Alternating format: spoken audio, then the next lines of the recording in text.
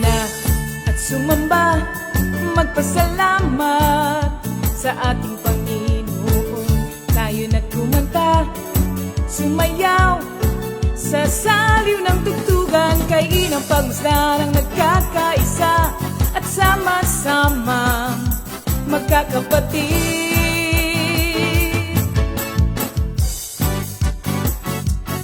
Tayo na't sumamba, kumanta.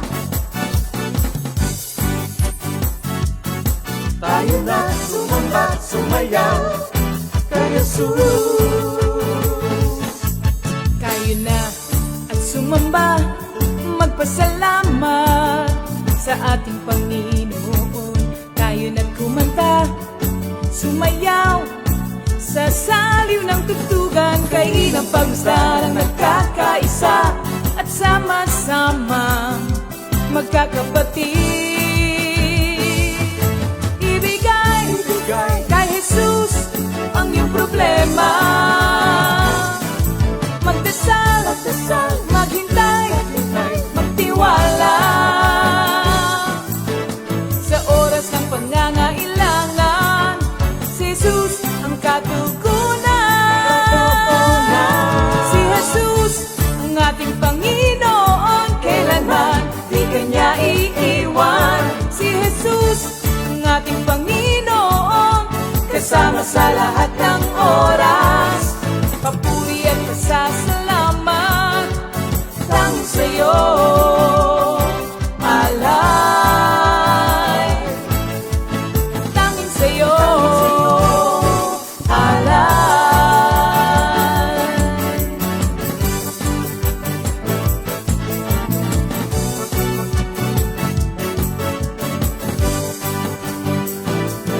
Si Jesus ang ating Panginoon, kailanman di Kanya iiwan. Si Jesus ang ating Panginoon, kasama sa lahat ng oras. Si Jesus ang ating Panginoon, kailanman di Kanya iiwan. Si Jesus ang ating Panginoon, kasama sa lahat ng oras.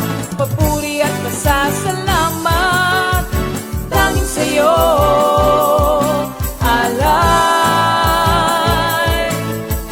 Tanging sa'yo, alay.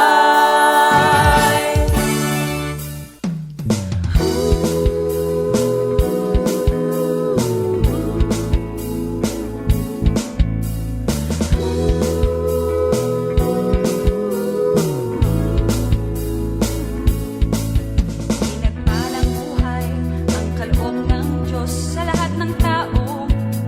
May takot sa Kanya. Pinagpalang buhay ang kaloob ng Diyos sa lahat ng tao.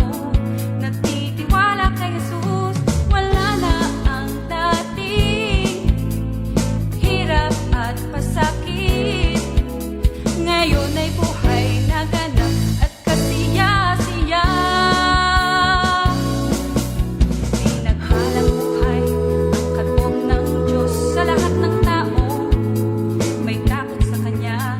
Pinagpalang buhay ang kaloob ng Diyos sa lahat ng tao. Nagtitiwala kay Jesus, wala na ang dating hirap at pasakit. Ngayon ay buhay na ganap at kasiya-siya.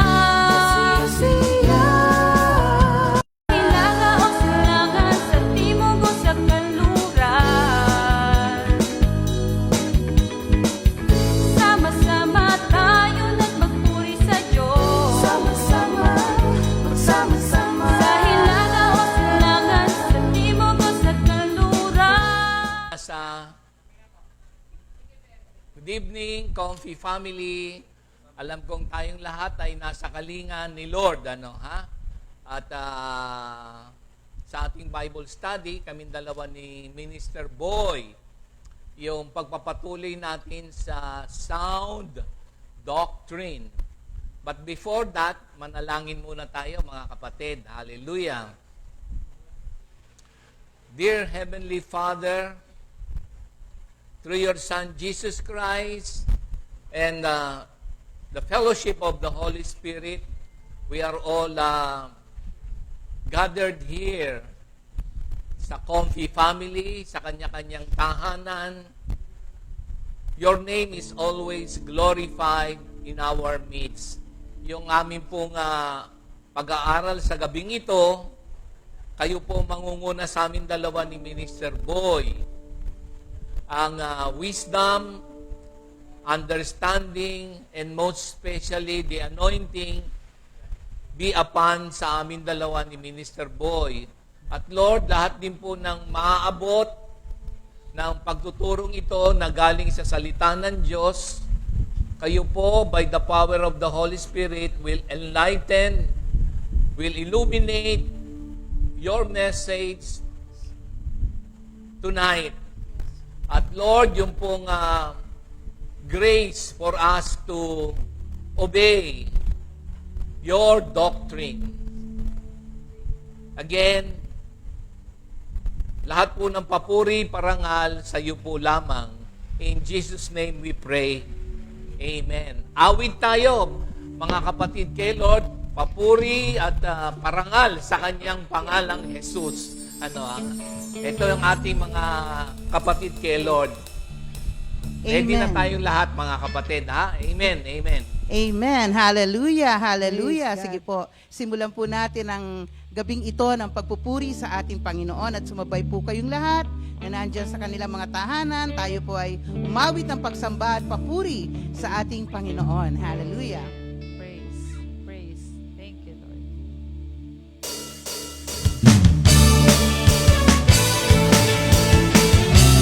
Purihin si Yahweh!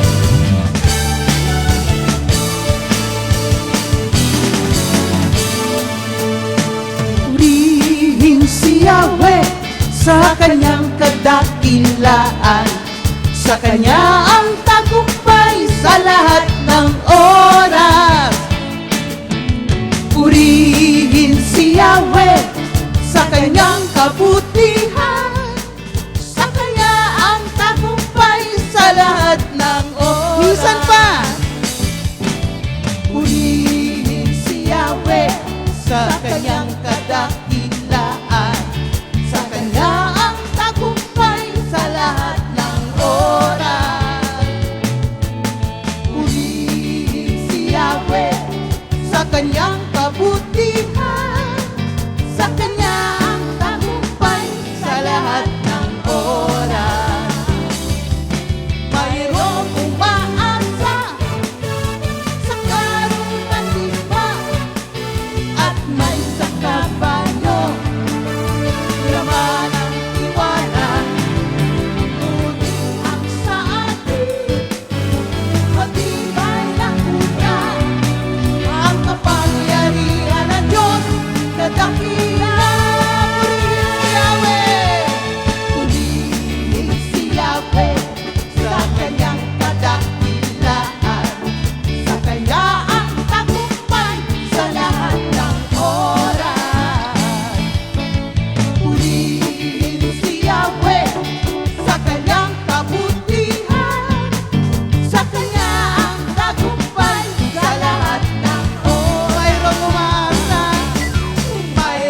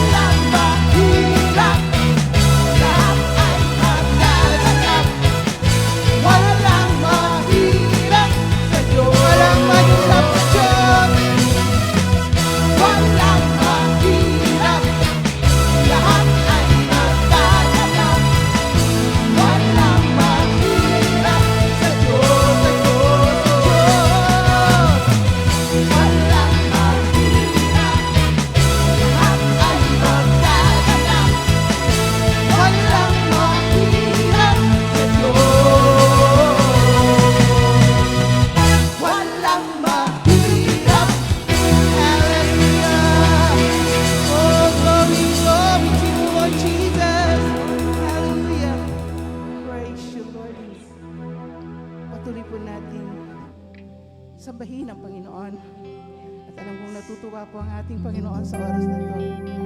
Sapagkat we declare that nothing is impossible with God. Amen. Gamitin po natin ang pupurihin kita. Hallelujah.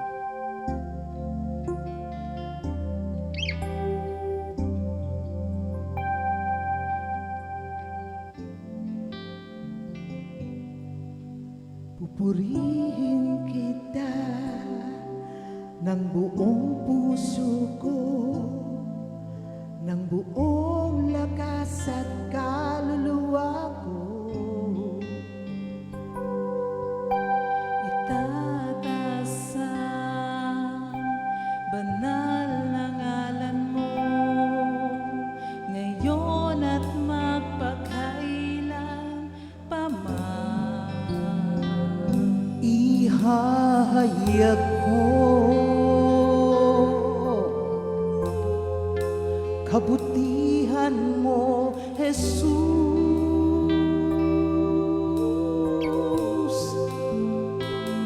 Ihahayag ko ang pag-ibig mo, Jesus. Pupurihin kita. Pupurihin kita ng buong puso ko, ng buong lakas at kaluluwa ko.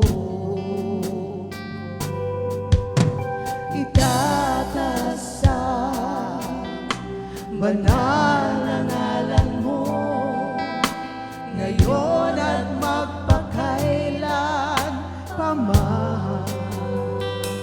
Ihahayag ko kabutihan mo, Jesus.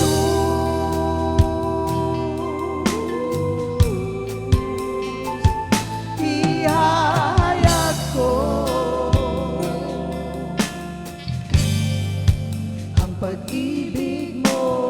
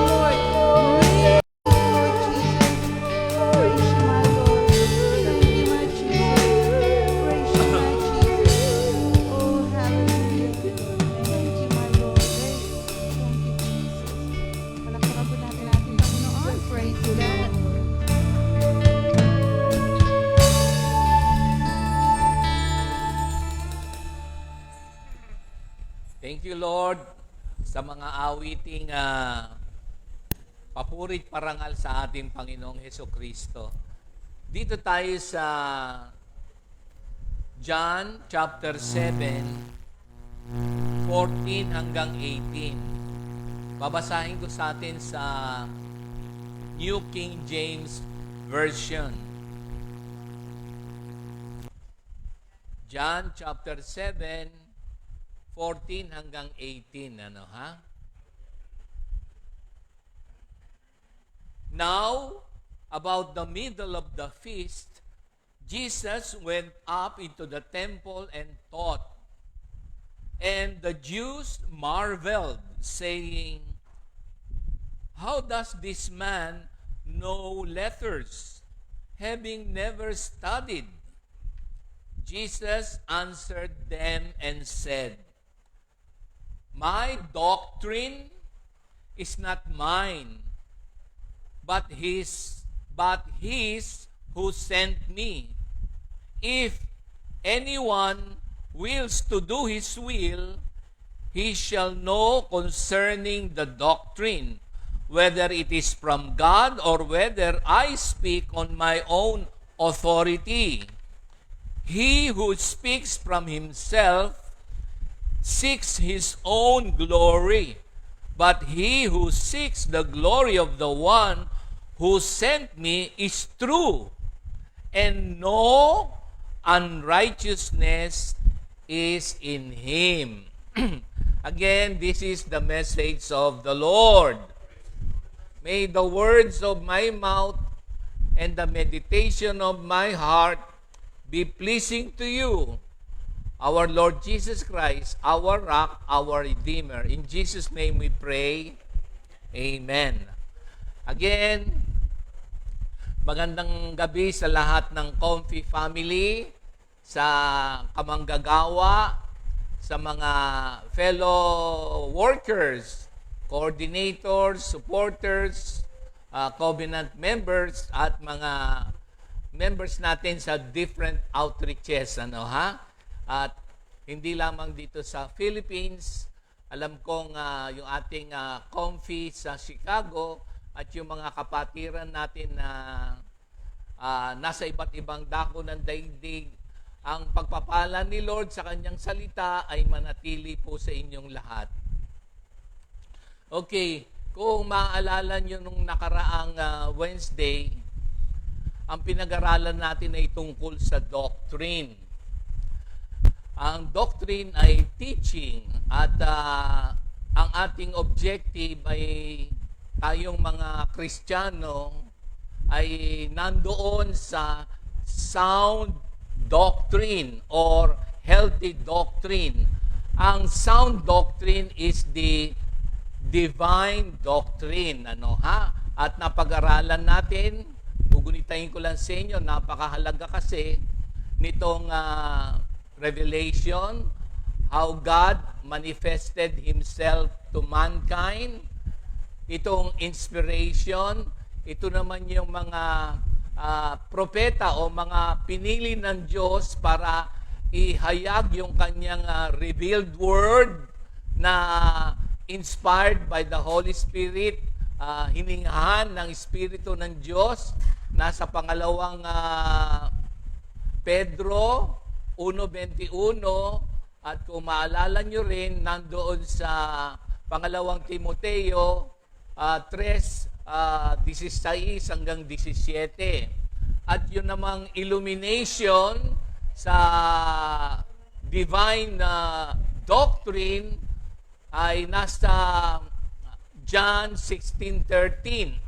So yung tatlo na yun, ng illumination naman, it is the work of the Holy Spirit in the lives of the believers para magkaroon ng spiritual understanding of the Word of God.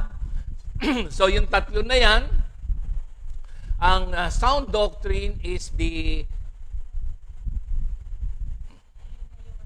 Okay. Sandali lang daw at merong maingay.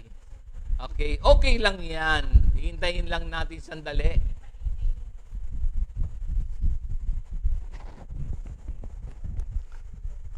Ano na? Okay na? Okay lang? Ano gagawin ko?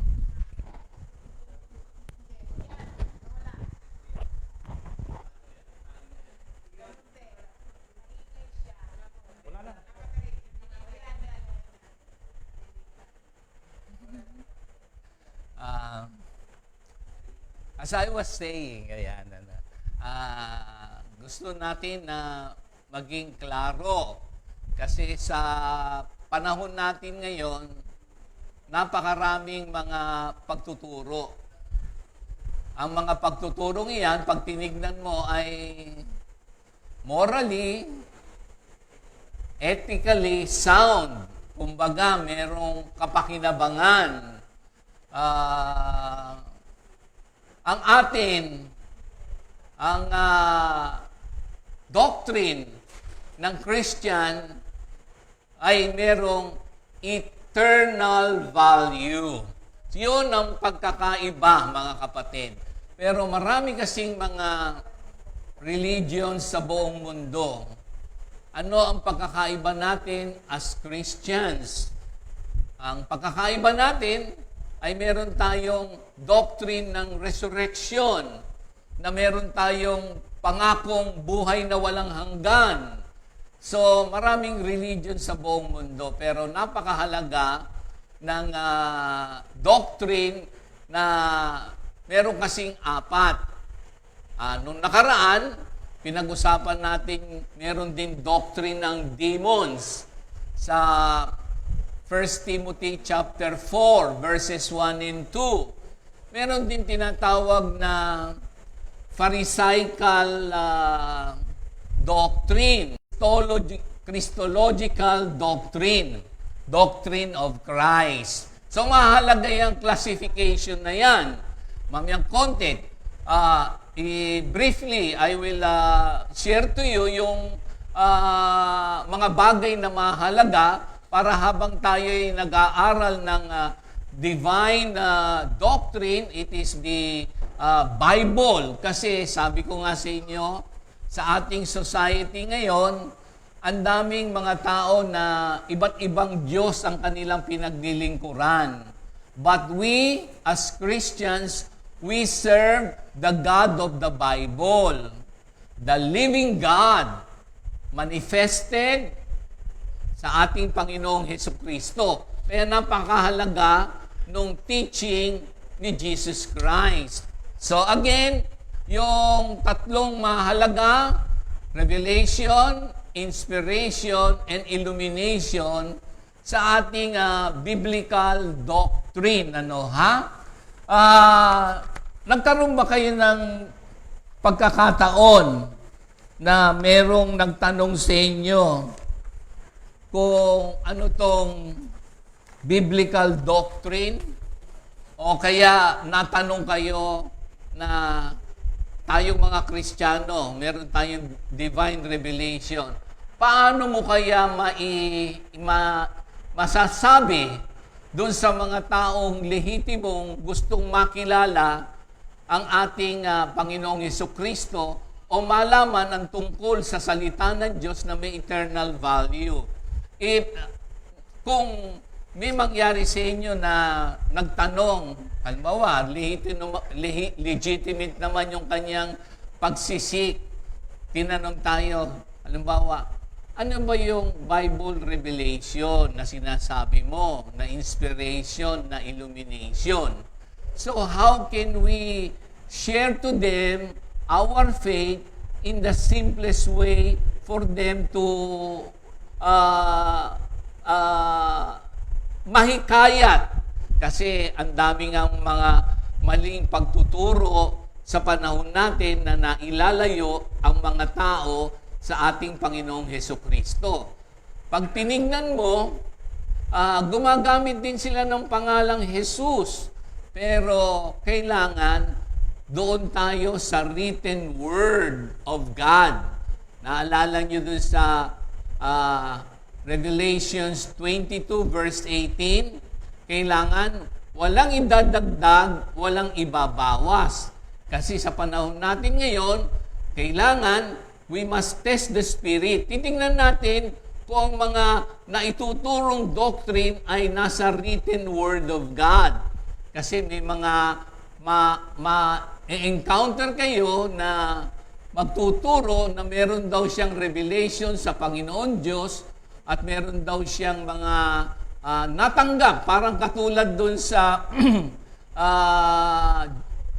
Galatians chapter 1 verses 6 to 9. Merong mga ibang gospel na ipinangangaral, hindi yung gospel ni Jesus Christ kasi meron daw siyang natanggap na kapahayagan sa Diyos. Kapag yan ay wala sa salita ng Diyos, walang dagdag, walang bawas. Kasi ang Bible, ang Old Testament, the Old Testament was commenced and the New Testament is completed. Ngayon, kung mayroong pang doctrine na nagsasabing siya'y nangangaral ng salita ng Diyos na wala sa salita ng Diyos, hindi natin dadagdagan o babawasan. At ang Panginoon Diyos ay nasa Hebrews 1:3 na ang kanyang nangungusap ang ating Panginoong Diyos kung nung araw sa mga propeta, ngayon kay Hesukristo sa Bible. Kaya kapag ang isang nagtuturo, ang kanyang pagtuturo ay wala sa written word of God, the revealed word of God, hindi kay Lord yan. Ha, mga kapatid, ganun kahalaga. So going back doon sa sinasabi ko na paano natin maipapaliwanag ng the simplest way kung ano tong divine revelation sa Bible. Meron akong napag-aralan na gusto kong ibahagi sa inyo. Una, merong 4 persons, 3 classes of people, and 3 places. Ayan, para at least, pagka ipinaliwanag natin sa kanila ang tungkol sa Bible revelation or Bible doctrine, kung ano nakapaloob doon, ay masasabi natin na madaling maunawaan. So ano yung 4 persons na sinasabi ko? Una, God the Father, whose condescending love is manifested. God the Son, whose abundant sacrifice is revealed. God the Holy Spirit, whose holy ministry is described. Ito, yung pang-apat. Satan, whose diabolic purpose are unmasked. Yung kanyang devilish way na unmasked. So yan yung 4 na nakapaloob dito sa divine doctrine or divine revelation na nakapaloob sa Bible. Ang ating doctrine ay dapat sa written word of God. Of course, ang interpretation nito, salamat sa mga naunang, mga nagsunog ng kilay ng mga scholars of the Bible na hanggang ngayon ay pinakikinabangan natin. Pero, syempre, meron din namang mga nagtuturo. Pag ni-research ninyo, kailangan we will also study. At salamat sa technology ngayon, pag yung mga original words that was being used, ay nakukuha na natin ang kanilang mga kahulugan. Salamat sa Diyos. Pero kailangan natin ng tinatawag na inspiration and illumination. Ano, ha? So, yung 3 na yon ay napakahalaga. So, 3 classes of people. The Jews, the nation chosen by God for divine purposes.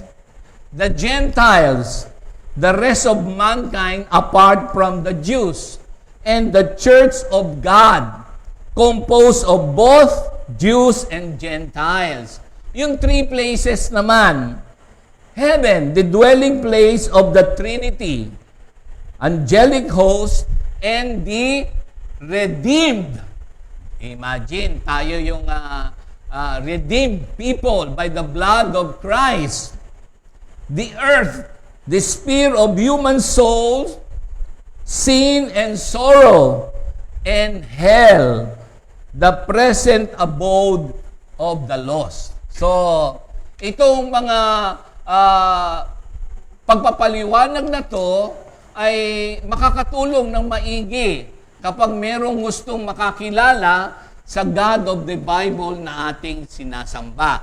So going back doon sa sinasabi ko sa inyo na classification ng doctrine, natalakay na natin yung doctrine of the demon, na deceiving spirit, hypocrite, mga nandoon sa 1 Timothy 4:1 and 2, last Wednesday. Ano yung ibig sabihin nung doctrine?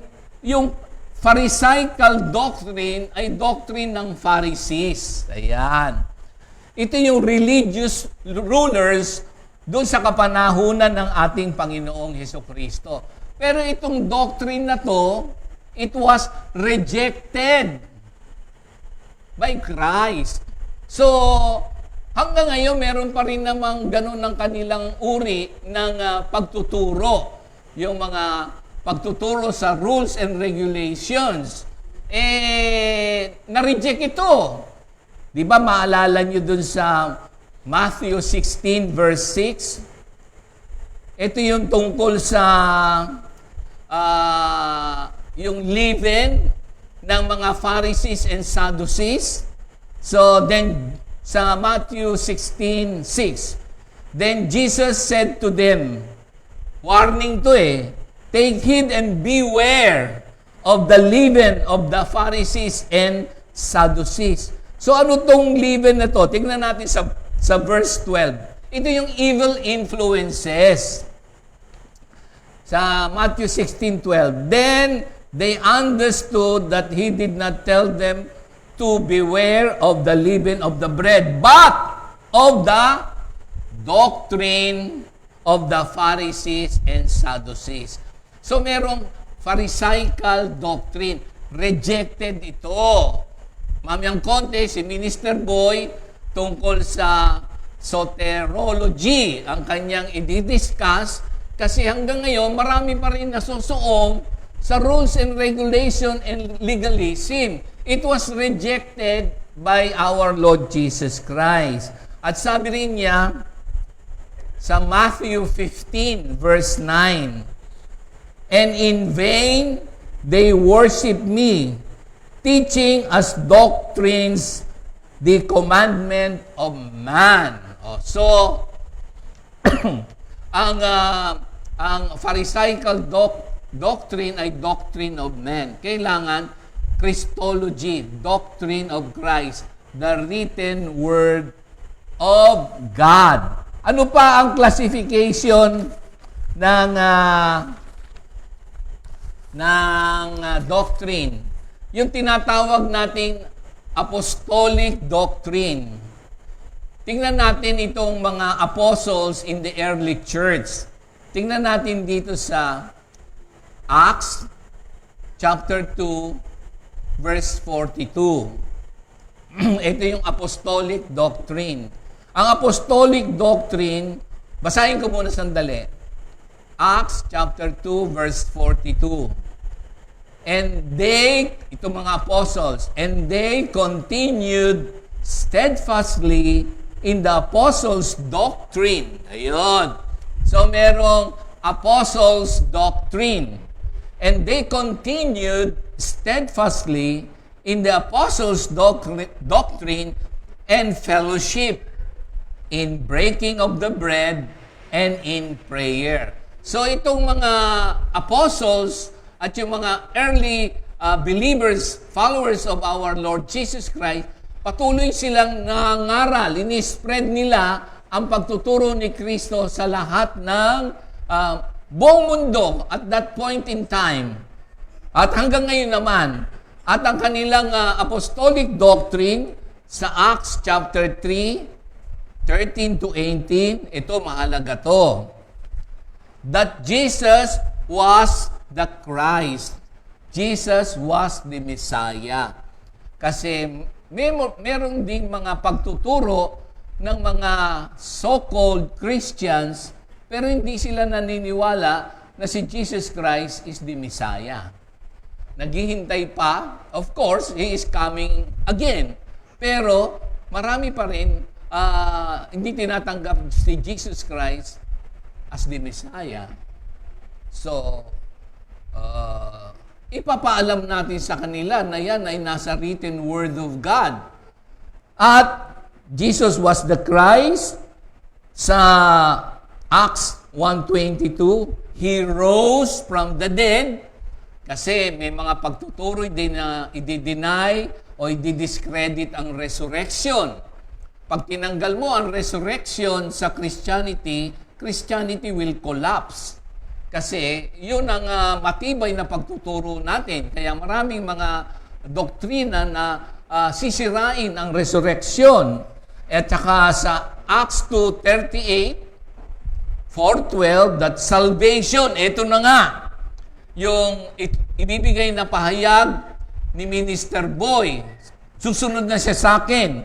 Yung salvation was by faith in His name. At yung susunod na, so meron tayong Pharisaical doctrine, rejected. Hindi tama. Apostolic doctrine, ano pa yung isa? Christology, doctrine of Christ. Itong ecclesiastical doctrine, ito naman yung sa pastoral and the epistles na naitala doon sa ni San Pablo, yung kanyang ecclesiastical doctrine doon sa mga churches. So yan yung classification. So ngayon, gusto kong tawagin si Minister Boy para ipahayag sa atin ng napakahalagang doctrine na galing sa salita ng Diyos.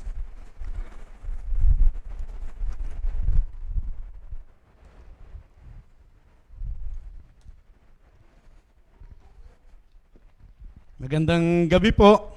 Good evening. Salamat sa mga pagkakataon na tayo magamit na muli ni Lord. Sabik na rin kami mag-prayer meeting, mga kapatid. Salamat sa Diyos. Sa 1 Timothy, basahin ko lang po. 1 Timothy 1:15 hanggang 16. Narito ang isang katotohanan na dapat tanggapin at paniwalaan ng lahat. Si Kristo Jesus ay naparito sa sanlibutan upang iligtas ang mga makasalanan. At ako ang pinakamasama sa lahat.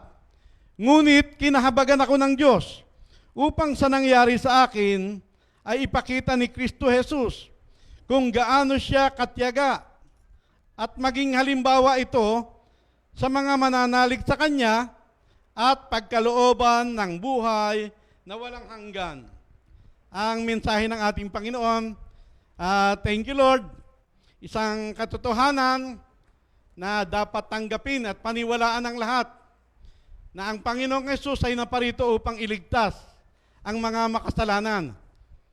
At ang sabi ni San Pablo, siya ang pinakamasama sa lahat. Mabuting balita yan, mga kapatid, na sa kabila ng kalagayan ni San Pablo, merong awa, merong habag, merong kapatawaran, at mayroong kaligtasan. Sa kabila na siya ang pinakamasama sa lahat. Naparito si Jesus hindi upang hatulan ang sanlibutan, kundi upang iligtas. Amen. At ang pagliligtas ni Lord, ang kaligtasan, yan yung binabanggit ni Pastor kanina, na doctrine of salvation. Ang tawag dyan sa Greek word ay soteriology.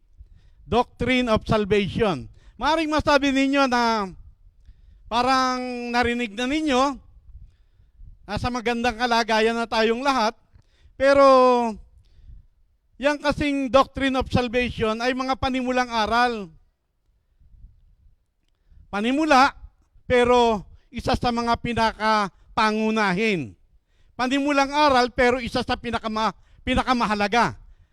Ako nga nung araw, matapos kong makilala ang Panginoon, wala akong tigil ng ka-attend ng mga LSS, pagka may service sa patay, andun din ako. Lahat ng seminar, hindi ako ma-absent. Kasi tuwang-tuwa ako na naririnig ko yung mga basic doctrine. Amen? na bagamat mga panimula, pero ganoon katindi sa buhay ng isang tao na lubos na nananalig. Tandaan natin na ang salvation ay isa sa baluting kaloob ni Lord. Amen? Ganong kahalaga yan, na kailangan daw lagi mong suot para pag dumating ang mga masasamang araw na yon, manatili tayong matatag. Upang sa ating pakikipaglaban, matapos tayo makipaglaban, manatili tayong nakatayo, mananagumpay. Amen? At kailangang alam natin yan. Bakit ba kailangang maligtas ang tao? Kasi pagka hindi naligtas, mapapahamak. Kanina nga, meron akong kasyera na sister. Alam ko kasi yung mga nakaraang buhay nila, nung siya ay nandun pa sa kalagayan na sa wimpalad. ang gulo kasi nung partner na napili niya. Kinukumusta ko. Parang sumuko na rin siya na talaga hindi na sila nagkikita. Kaya lamang talaga sa kabila ng mga pag-aayos niya ng kanilang pamilya, yung kanyang partner ay patuloy na hindi niya katulong mag-ayos, kundi patuloy na naninira. Sinisira yung kanyang personal na buhay, pati yung buhay ng pamilya. Hindi lang siya ang may ganong karanasan, kundi napakaraming tao. Alam niyo kung bakit? Kasi likas na kalagayan ng tao yan. Ang kasalanan na nagpapalala sa sadlak na kalagayan ng tao, yan ay minamana. Sabi nga ni Haring David sa Psalm 51 verse 5, bago pa man ako isinilang, ako ay makasalanan na. Bago pa man ako ilabas ng aking ina sa aking tiyan, ako ay masama na. Kaya minamana yan, mga kapatid, na sa kasalanan ng isang tao, si Adan, lumaganap ang kasamaan sa mundo, pati kamatayan. At damay tayong lahat dyan. Kaya kailangan maligtas ang tao. Kaya nga sabi ng John 3:14, kung papaanong itinaas ni Moises ang ahas doon sa ilang, kailangang mataas ang anak ng tao upang ang lahat ng sasampalataya sa kanya magkaroon ng buhay na walang hanggan. Si Jesus, mga kapatid, ang remedyo sa kinasadlakan ng tao. Walang iba. Ang Panginoong Hesus lamang. Lagi na nating naririnig ang Acts 4:12. Walang ibang pangalan. Si Jesus lamang yan. Amen? At para maligtas ang tao, walang ibang hahanapin. Hindi ang kapwa-tao. Ang lahat kasi ay nagkasala at kailangan. Kaya lahat ng tao, mabuti man o masama, nangangailangan ng kaligtasan. Kahit ikaw ay kasing sama ni San Pablo, siya raw ang pinakamasama, kaya kang abutin ng grasya ni Lord. At ang isang katotohanan, kahit na ang pinakamabuting tao, mamili ka na, hindi niya kayang iligtas ang kanyang sarili. Kaya ang lahat ng tao, nangangailangan ng tulong ng nag-iisang tagapagligtas na si Jesucristo. Amen? At ang pagliligtas ng Diyos, ngayon, hindi sa kabilang buhay. Kailangan tiyakan ang pagliligtas. Ang sabi ng 2 Corinthians 6 verse 2, sa kaukulang panahon, pinakinggan kita. Sa araw ng pagliligtas, iniligtas kita. Sa araw ng pagliligtas, sinaklolohan kita. Tignan ninyo, sabi ng Diyos, tignan ninyo, ito ang araw ng pagliligtas. Tuwing maririnig mo ang salita ni Lord, yun ang araw ng pagliligtas, yun ang araw ng pagpapasya. Kaya nga sabi ni San Pablo, huwag ninyong sayangin. Huwag ninyong sayangin ang pagkakataong ibinibigay ng Diyos. Samantalahin natin ang bawat pangangaral. Tingin nyo kaya, bakit ang pangangaral ng Biblia dati sa simbahan lang, dati sa mga iba't ibang mga churches mo lang maririnig? Bakit ngayon hanggang sa palengke, hanggang sa kalye, maging sa bus may pangangaral, maging sa mga liblib na lugar, sa mga bahay-bahay, may pangangaral na salita ng Diyos? Kasi ibig ni Lord na ang lahat ay maligtas at walang mapahamak. para walang maidahilan ang sinuman. Ngayon, kita na natin ang lahat ng tanda ng mga huling araw. Maraming lindol, maraming aberya, merong pagkakagutom, iba't ibang sakit ang dumarating. Lahat ng pagsubok dinadaanan ng tao. Pero hindi pa yan ang wakas. Yan ay panimula pa lang. Ang sabi ng Biblia, yan ay panimula pa lamang ng matinding paghihirap. Ang tanda talaga ng muling pagparito ng Panginoong Hesus, pagka ang Biblia ay naipangaral na sa buong sanlibutan. Yung mabuting balita ng paghahari ng Diyos. At pagka naipangaral na sa buong sanlibutan, saka darating ang wakas. Amen? Kaya salamat sa Diyos at natututunan natin ang mga bagay na ito. Tandaan natin, ayaw ni Lord na ang gusto ni Lord, walang mapahamak, bagkus ang lahat ay maligtas at makaalam ng katotohanan. Ngayon, ang isang katotohanan, ang pagliligtas ay mula lamang sa Diyos. Walang iba. Wala tayong role dyan. Wala kang pwedeng idagdag. Hindi mo pwedeng dagdagan ang gawa ng Diyos. Amen? Sa Diyos lamang yan. Tayo, bilang mga tao, sabi nga hindi mo kasi kayang linisin ang iyong sarili. Si Propeta Jeremiah, ang sabi ni Propeta Jeremiah, maghugas ka man ng maghugas. Kahit gumamit ka pa ng maraming sabon at gumamit ka pa ng lihiya. Yung mantsa ng iyong kasalanan, hindi mo maaalis yan. At yan ay kita ko. Akong si Yahweh ang nagsasalita. Sabi niya. Takuhan niyo po ba? Walang sino mang tao na kaya niyang linisin. Yung sinishare ko kanina, na asawa nung kapatid natin, na winawaldas yung kanyang buhay. Kasi katulad ko rin nung araw, pagka marumi ang buhay, wala kang habas sa pagpaparumi. Total marumi rin lang. Ibig mo linisin, wala ka naman magawa. Kasi biktima ka. Nakuha niyo po ba? Halimbawa, itong lugar na to, makita mong malinis, tatapunan mo basta-basta ng papel yan. Hindi ka magtatapon basta-basta ng kalat dyan. Pagka nagtapon ka ng kalat dyan sa lugar na malinis, neeng-eng ka noon. Nakuha niyo po ba? Dahil marumi, patuloy na dinudumihan. Kaya walang habas sa paggawa ng kasalanan ang mga tao. Kasi marumi rin lang, di magpakarumi na, masama rin lang, magpakasama na. Pero ngayon, ipinapaalam sa iyo ng Biblia na mayroong awa, merong habag, merong pagpapatawag, merong kaligtasan na kaloob si Lord. Amen? Tayo, bilang mga tao, wala tayong role dyan. Kasi para tayong mga taong nalulunod. Nakakita ka na ba ng nalunod? Ang taong nalulunod, hindi niya kayang iligtas ng kanyang sarili. Nangangailangan siya ng tagapagligtas. Sa Biblia, meron din ganyan. Pagka binasa niyo yung awit 40, sa awit 40, yung mga awit matagal na dumalangin sa kanyang Diyos. Nung huli, sabi niya, salamat at dininig ng Diyos ang aking panaghoy.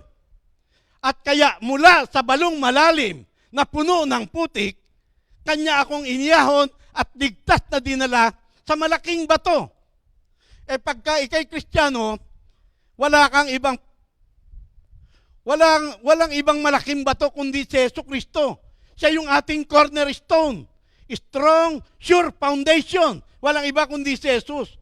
Kaya ngayon, panatag ang buhay natin. Kasi ang Diyos mismo ang naglagay sa atin ng ligtas sa malaking bato na walang iba kundi si Jesucristo. Nakuha niyo po ba? At yun, sa kaligtasan, hindi mo sarili. Diyos lang ang gumagawa ron. Hindi ka pwedeng gagawa ng sarili mong pamamaraan. Ang sabi ni San Pablo sa Romans 10 verse 1, nalalaman ko na itong aking mga kababayan, nais rin nilang maligtas, nais rin nilang malapit sa Diyos, pero mali ang kanilang batayan. Kasi pilit silang gumagawa ng sarili nilang pamamaraan sa halip na sundin ang pamamaraan ng Diyos. Pagdating sa kaligtasan, merong pamamaraan na ipinagkaloob ang Diyos upang tayo'y makaabot sa Kanya. Ang relihiyon, patuloy na umaabot ang tao sa Diyos na hindi naman makaabot. Pero dito sa pinag-aaralan natin, sa charismatic, ang Diyos mismo ang umaabot sa tao. Hindi lamang para iligtas, kundi para iayos ang buhay. Nakuha po natin. Tingin nyo kaya, bakit nabanggit ni Pastor nung isang araw na meron John 6:37? Na sabi ng John 6:37, lalapit sa akin ang lahat ng ibinigay sa akin ng Ama. At lahat ng lumapit sa akin, hindi ko itataboy. Pwede namang direkta kang gawa ng mabuti ni Lord. Pwede kang iligtas direkta ng ating Diyos Ama. Pero bakit kakailangan pang palapitin kay Jesus? Kasi yun ang pamamaraan na ibinigay niya sa tao. Ganon kataas ang pagpapahalaga ng Ama doon sa pamamaraan na iginawa niya. Bakit ang mga napakaraming mga ngaral kung saan-saan itinuturo ang tao? Iisa lamang, si Jesus lamang. Nakuha niyo po ba?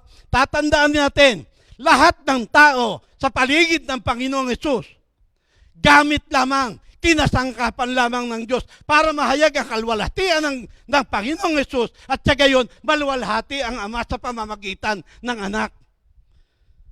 Amen? Lahat. Hindi si San Pablo, hindi si Apolos, hindi si San Pedro, hindi ang sino mang disciple, hindi sila Felipe.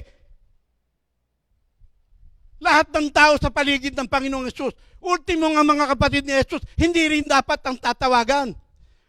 Ultimong ang ina ni Hesus nung siya'y magkatawang tao. Si Hesus lang ang Diyos, mga kapatid, na tangi nating tagapagligtas. Sabi ng Jeremiah 17 verse 5, sumpain ang tao na nagtitiwala sa kanyang kapwa na may hangganan ang kakayahan. Hindi lamang kakayahan ang may hangganan, kundi pati buhay. Mga patay na, tawag ka pa ng tawag. Alam niyo ba sa Biblia, meron tinatawag na necromancy, yung pakikipag-usap sa espiritu ng mga patay. Mga patay na patuloy mo pang kinakausap. Muhing-muhi si Lord yan. Hindi yan ang pamamaraan ng pagliligtas ni Lord. Nakuha niyo po? Salamat at nililiwanagan tayo ng Panginoon. Pinakahuli, hindi mabubuting gawa. Hindi yung iyong pagiging generous ang magliligtas tayo. Kasi hindi nababayaran ang pagkaligtasan ni Lord. Yan ay tanging kaloob. Amen? Undeserved, unearned, unmerited favor ni Lord. Grasya na lang ni Lord na maligtas tayo. Amen? Kaya, bagamat inaatasan ng Biblia na ang mga mayayaman ay sumagana sa mga mabubuting gawa, sa maging mahabagin sa kapwa, pero tatandaan natin, kapag kaya ang mga yan, ginagawa mo ng sarili mo lang glory, hindi yan kalugod-lugod kay Lord. Lahat, sabi nga ng isang tagapagturo, there is only one life and soon to pass, and only what is done for Christ will last. Nagkakaroon lang ng bunga ang isang mabuting gawa kung ginawa mo para kay Jesus, sa pamamagitan ni Jesus. Amen? Diyan tayong lahat nilikha ni Lord, noon pa mang una. Pero ang mabuting gawa, hindi nagliligtas. Kasi ang Biblia, ang bawat tao ay tinuturing na Biblia ng mga patay. Pagkapatay, parang punong mangga. Mamumunga ba ang isang punong mangga na patay? Kailangan muna magkaroon ng buhay. Kailangan maligtas muna. Yun. Nakuha niyo po ba? Pero after na ikay maligtas, hindi pwedeng hindi ka kakikitaan ng mabubuting gawa. Kasi ang pananampalataya na walang bunga ay patay. Yan ang sabi ni Santiago. Nakuha niyo po ba? Kaya automatic yan. Kapag ikay naligtas, pawang mabubuting bagay na ang mapagpapala ang marami at ang nag-glorify ay ang Diyos, hindi tayo. Kaya salamat sa Diyos, tatandaan mo, ang pera, matindi ang bilin ng Biblia. Hindi ka pwedeng maglilingkod sa dalawang Panginoon. Ang pera gamitin mo na maluwalhati ang Diyos kasi iniligtas ka niya. Hindi mo naman kayang bayaran yun eh. Una, ang pera hindi mo pwedeng gamitin na ipambayad para hindi ka na mamatay. Mamamatay tayong lahat. Hindi mo rin pwedeng gamitin ang pera. Hindi mo madadala yan sa kabilang buhay. At hindi mo pwedeng ipambribe yan. Hindi mo pwedeng ipansuhol para ikay mapunta ng langit. Sa lupa, puro pera ang usapan. Pero pagkalangit na pag-uusapan, tangi pananampalataya lang ang kailangan. From faith to faith, niligtas ka through faith in Jesus Christ. Nagpapatuloy sa pananampalataya at magwawakas ang ating buhay. Puro pananampalataya yan, mga kapatid. In Jesus' name, Amen. Ay, salamat. Thank you, Lord, Minister Boy. Glory to God. Kaya, ang ating doctrine, ang kaligtasan natin is by God's grace, through faith in our Lord Jesus Christ, not legalism, not on our own good works or merit. Ang ating mga mabubuting gawa ay bunga lamang ng ating pananampalataya kay Kristo Jesus sa Ephesians 2:8 hanggang 10. At napakahalaga ng doctrine na naibahagi sa atin ni Minister Boy. Ito'y tungkol basahin ko sa inyo dito sa Romans 5:12 hanggang 15. Death in Adam, and life in Christ. Therefore, just as through one man sin entered the world, and death through sin, and thus death spread to all men because all sinned. For until the law, sin was in the world, but sin is not imputed when there is no law. Nevertheless, death reigned from Adam to Moses, even over to those who had not sinned according to the likeness of the transgression of Adam, who is a type of him who was to come. Listen, but the free gift is not like the offense. For if by one man's offense many died, much more the grace of God and the gift by the grace of the one man, Jesus Christ, abounded to many. Kaya yung binabanggit na tayo yung makasalanan, Romans 3:23, at meron tayong Adamic nature at sin entered to the world, pero dahil kay Hesus Kristo, yung ating kasalanan ay naipako na sa krus. Kaya ang ating gagawin, walang, sabi nga ni Minister Boy, all we have to do is accept our Lord Jesus Christ as our personal Lord and Savior, turn away from wicked ways, repentance, then serve the Lord. Napakahalaga niyan. At napakaraming mahalagang bagay na ihayag sa atin ng ating kapatid. Tingnan ko mabilis lamang itong ating pinag-uusapan na doctrine dito sa John chapter 7 verses 14 hanggang 18. Meron ditong tatlong napakahalagang prinsipyo na ating matututuhan na pagpapala dito, mga kapatid. Ang interpretation sa Bible, yung revelation, illumination, tsaka inspiration, bawat mga scholars of the Bible, salamat. Pero meron ditong napag-aralan ko na ang best commentary o ang best na nagbigay ng explanation para sa how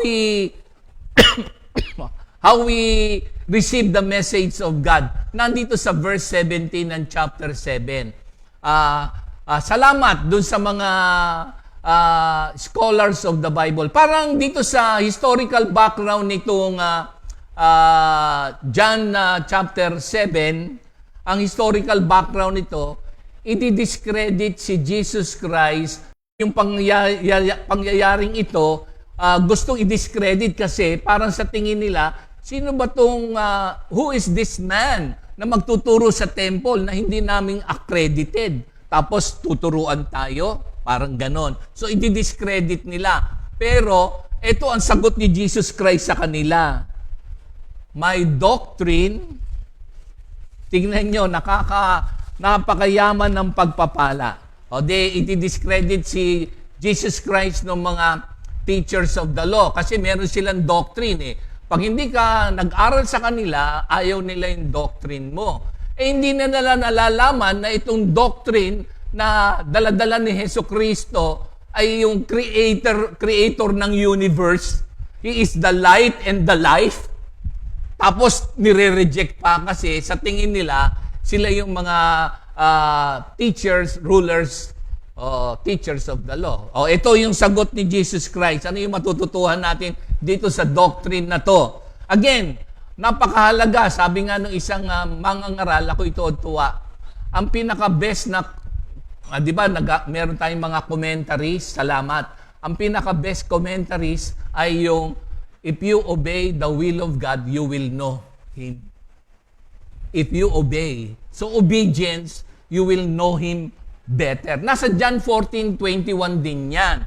Na if you love Him, and if you obey His law, if you keep His law, the love of the Father will be upon you, and the love of Jesus, and He will manifest Himself to you. Kaya if you want to know more, and if you want to have insight, revelation about the written Word of God to be illumined in your life, obey. Obey.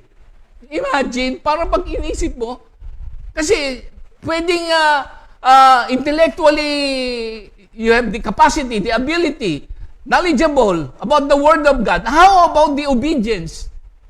Ito sinabi.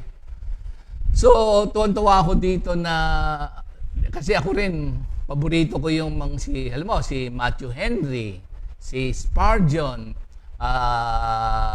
marami pa na mga, siyempre, nabili ko yung meron nagregalo sa akin ng mga different Bibles na, Thompson, merong Serendipity, merong Ryrie, so on and so forth, merong live application. Salamat, merong Quest, lahat. Parang salamat at na-research ng mga nag-aaral, nagsusunog ng kilay. Pero ang sabi rito, ang doctrine of Christ is to be obeyed so that you will know Him more. Tingnan niyo yung sagot ni Jesus Christ, nakakatuwa at talagang glory to God. So, i-discredit siya kasi pag hindi ka pumunta ka sa temple, tapos hindi ka naman sa amin nag-aaral, so yung Sadducees and Pharisees ang nag-uusap dito para i-discredit si Jesus Christ. Ito ang sagot. Jesus answered them and said, "My doctrine is not mine, but His who sent me." What does it imply? Naalala niyo doon sa isang Pariseo na nagtatanong kung paano siya makaka-enter sa kingdom of God kay Nicodemus. Doon sa John 3 verse 3. Ang sabi niya, "Rabbi," teacher, kasi rabbi din si Nicodemus eh. Isa siyang miyembro ng Sanhedrin. Parang sila yung nagpapasya tungkol sa kabuhayan, civil and religious life nung kapanahunan nila. Ang sabi, "Rabbi, you are a teacher sent from God." They in-acknowledge niya na kakaibang doctrine kasi ang doctrine ni Jesus Christ galing sa creator ng universe. Kung tatanggap ka pa ng ibang doctrine, hindi ko na alam. Okay, Tito, ano yung tinuturo diyan? Ang sabi, "My doctrine is not mine, but kay Lord, sa Father in heaven, who sent me. And if anyone wills to do His will, he shall know concerning the doctrine." So, pag nag-obey ka, if you yield to the Word of God, if you are faithfully following the written Word of God, the more you will know about Christ. So, di ba, tuwa tayong mag-aral, yung nakukuha nating research, sundin mo na sundin. Mag-yield ka, surrender mo, doon sa binabasa mo, obey mo. The more He will reveal Himself to you. Imagine. Yun ang pinaka-best na commentary. Yung obedience. Ano ibig sabihin nun? Na sent from God. It is a matter of pre-existence and authority. So, ini-establish niya yun. Kasi, yun nagpadala sa akin. Yun ang aking, yun ang doctrine ko. Creator ng universe. Di ba sa John 1:1, the Word, 1 hanggang 3, the divinity and the humanity of Christ sa 1:14. So, ina-acknowledge niya. Yun ang kanyang, sabihin natin, defense para doon sa mga nagdi-discredit sa kanya. So, sunod. So, it is, ang ibig sabihin niyan, yung his pre-existence and authority. He is not promoting his own idea or himself. Kasi dala-dala niyan doctrine, yung doctrine about God. Doctrine about us na nilikha dito. Doctrine about all that exists na kinreate ng ating Panginoong Diyos sa langit. So, sunod pa, tingnan natin. So, yung kanyang doctrine ay God's truth sa verses 14 hanggang 17. God's truth, katotohanan. So, yun ang kanyang pagtuturo. Hindi lang yon. Is the way, the truth, and the life. Ito, merong mahalaga para sa lahat ng mga ako, kahit sino sa atin. Tingnan nyo, ha? Tuloy natin. If anyone wills to do his will, obedience, ha? He shall know concerning the doctrine. Ayan, naku, nakakatuwa. Whether it is from God or whether I speak on my own authority. Ito, sa 18.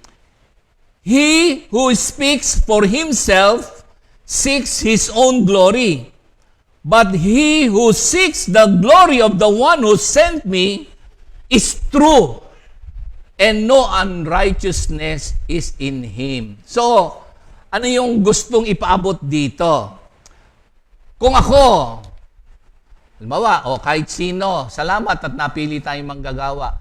Pero kung ang credit, sabi nga ni Minister Boy, ay kiniklaim mo, hindi mo ipinabalik ang luwalhati sa Panginoon Diyos, kundi yung kahusaya mo, kagalingan mo, katalinuhan mo, so on and so forth, delikado. Hindi yan ang totoong doctrine na gustong ipaabot ng ating Ama sa Langit sa pamamagitan kay Jesucristo sa written Word of God. Kailangan ang ating pagtuturo hindi nakatuon sa atin. Sabi nga ni Minister Boy, lahat yan ay instrument lamang to bring glory to God.